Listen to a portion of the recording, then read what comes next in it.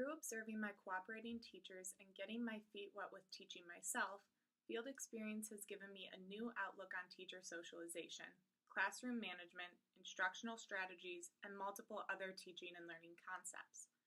All of these areas of teaching are very much intertwined, and if done correctly, can make for a productive learning environment.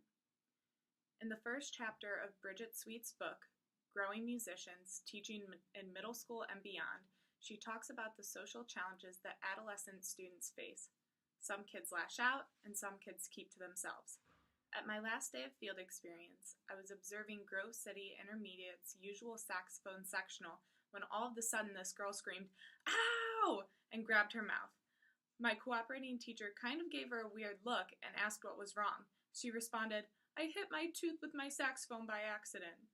My co-op laughed and exclaimed, "Well, you know, saxophone is a full contact sport," and everyone laughed. I started thinking about it, and if I was in his shoes, my reaction would have been, that's interesting, because I wouldn't have known what else to say. Teacher socialization is a very important skill to have as an educator, and despite not knowing how to respond to, "I hit my tooth on my saxophone," I feel that field experience has helped me learn how to better interact with students, whether it be pleasant or disciplinary. Disciplinary issues arose more at Kilbourne than they did at Grove City. This could be due to the fact that when I observed at Kilbourne, it was a full band period, so the student-teacher ratio was probably about 50 to 1. However, at Grove City, I observed saxophone sectionals with only about 8 kids. I think classroom management ties very much into teacher socialization. When I was at Kilbourne, I witnessed a typical bullying situation like you see in the movies, with a larger kid cornering a smaller kid and just yelling at him and calling him names. After I broke up the situation, the bully immediately went into the other room to get away from, 1, the situation, and 2, me. So I followed him into the practice room, sat right next to him, and simply started asking him questions about himself, his name, instrument, and multiple other questions. Just my proximity and the fact that I was casually talking to him about himself made him so incredibly uncomfortable. Hopefully my small act made it so he doesn't end up bullying that kid again. I told my cooperating teacher about it, and he responded, "The wonders of proximity. Do you ever notice why I usually teach from different spots in the room?" Yeah. And that's when it hit me that he's able to manage the classroom just by walking around as he teaches. Bridget Sweet also discusses instructional approaches in her book.